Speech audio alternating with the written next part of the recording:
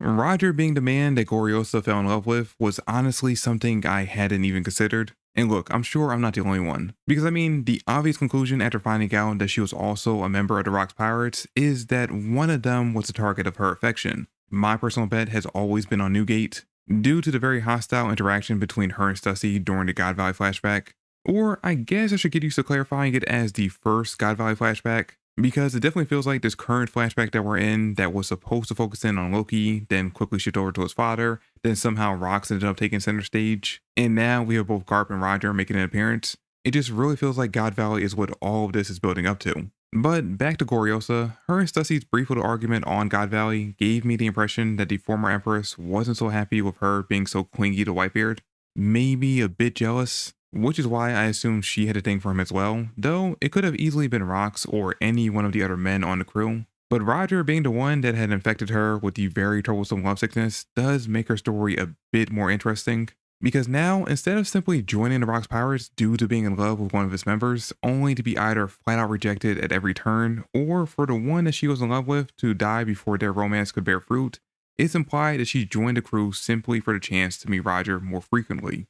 It's basically her doing what we saw Roger doing in this chapter, because he apparently was frequently pursuing the Kuja pirates in order to force Shaki to join his crew, hoping that by being around him more that would spark a bit of romance between the two of them. And Goriosa joined the Rock's Pirates, knowing that would lead to her running into Roger more and more due to him and Zebek being rivals that constantly clashed, which would give her more chances to win him over with her beauty. Though we know that it didn't end up working out for her. And you might be thinking, well, wouldn't she have been able to keep running into him more if she stayed with the Kuja Pirates? And for that, yeah, you're right. In fact, that might have been easier.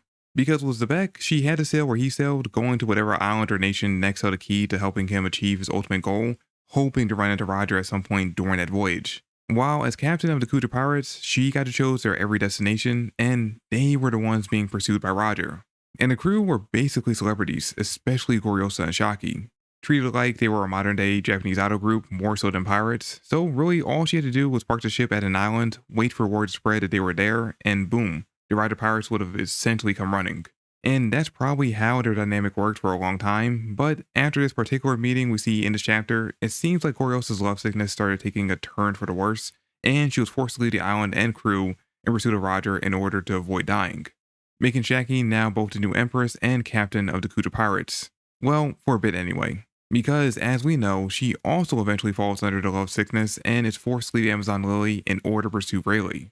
Though I do wonder how long she was able to stay as the Empress before having to leave, because based on the interaction the two had with their respective love target in this chapter, it's implied that just like Goriosa, she was also already romantically interested in Rayleigh.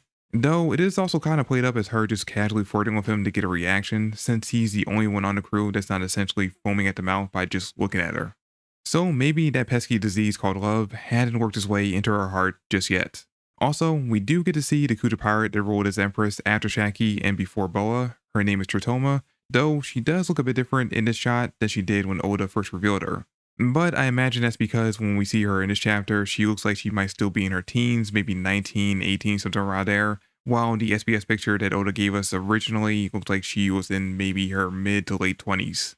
She's also the only Empress of Amazon Lily that we know by name that actually died from the love sickness, which was unfortunately the first thing that came to mind when I saw her in this chapter, and just made me sad due to how bubbly and sweet she came off here. By the way, I guess I should also bring up here that thanks to this chapter, she has once again taken her spot back from the gender-bent crocodile as the person that the fandom thinks is most likely Luffy's mom. Though personally, I'm still not buying it. And look, I know I'm spending a lot of time on this section of the chapter, but I just really love this opening because it gives us a chance to see more sides of all these characters that we've known about for so long now, yet know so little about. Like, for the longest time, it's been a fan theory that Roger only got together with Rouge because he wanted to have Ace, because he thought his son would be the one to do what he couldn't, due to all the parallels and similarities between Luffy and Roger. Since Luffy doesn't usually show any interest in women, no matter how beautiful they may be, besides some gags here and there with Nami. So seeing Roger essentially doing a Sanji impression in this chapter was just so much fun. And it showed that the two captains aren't basically just clones of one another, there are a lot of differences between them. But a shonen manga is going to shonen, and after being robbed blind by the Kuja pirates, Garp shows up, and we get this amazing shot of the two clashing with both using brand new moves. Garp using Meteor Fist, and Roger using Aramitama, which roughly translates to Wild Spirit. Well, actually, as far as I can tell, it could have 3 possible translations: Wild Spirit, Rough Spirit, or Violent Spirit. Personally, I like Wild Spirit the most, but let me know in the comments down below which one you like the best. And based on the looks of both of these attacks, it looks like they're just the lesser forms of the moves we usually associate with these two. I will say though, that it felt great seeing these two go at it in this chapter despite how brief their fight was, because again, this is another one of those legends that we heard so much about, the epic rivalry and clashes between Roger the Pirate King and Garp the hero of the Marines, yet we've seen so little of it. So getting to see the two actually duke it out, even for just one still shot image, is honestly quite refreshing. But that's now 2 different Conqueror clashes we've seen in 2 separate chapters, and given the amount of Conquerors we have in this flashback, odds are that we're in for quite a few more. So I guess now is a good time to place your bets on who we'll end up seeing next.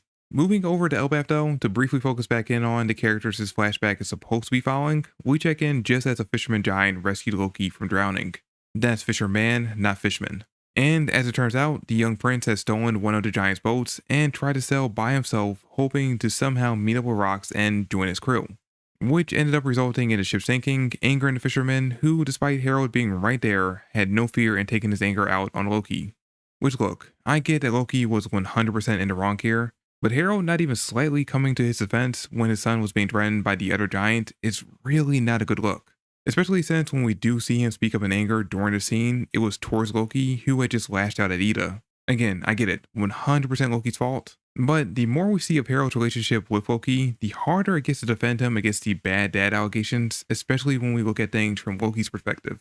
Because in his eyes, his dad didn't even bother to meet him for the first time until he had already gone through months of neglect from his mom and being blamed for her death. Then he just left him in the care of his uncle, who ended up abusing him for years. Sure, he earned some points for actually rushing back to the island when he heard Loki was hurt in the underworld, but even then, his concern quickly vanished and his focus drifted over to Zebek being on the island. All while, as far as he's heard, Harold has acted more fatherly towards Haruden, showing more concern and love towards him than he ever did towards Loki. It's honestly no wonder that he was willing to risk his life in these Hail Mary attempts at leaving the island in search of Rocks, because at least these stunts get him some attention from his old man. And once again, showing that she is just the greatest person on the entire island, Ida is the only one showing the prince any sort of genuine love. She's the one who steps in and gets angry at the fisherman for threatening Loki, and she's the only one who's actually concerned on whether or not he's actually hurt.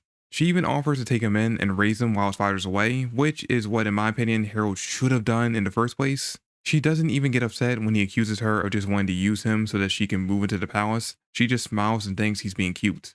And look, the more we see of Ida in this flashback and how lovable and kind she is, the fact that she was the only one since his birth 100% in Loki's corner, wanting to shower him with genuine love and affection, the more and more I fear something terrible being on the horizon. I can totally see a future where after years of refusing to accept her, throwing every nasty slur he could think of her way, Loki eventually realizing that Ida really does love him like he's her own son, only for her to end up meeting a tragic fate once he's finally ready to embrace her love.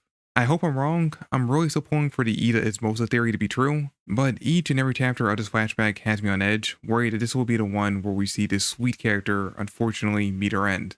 And since I had to experience that dread each and every week, now you do too. That being said though, I am wondering how all this is eventually going to lead back to the reason why Harold was killed 14 years ago, because as of right now, I imagine Haruden, he's getting more and more impatient with his brother detouring away from the main topic to retell the story of his childhood and basically glaze his pirate idol.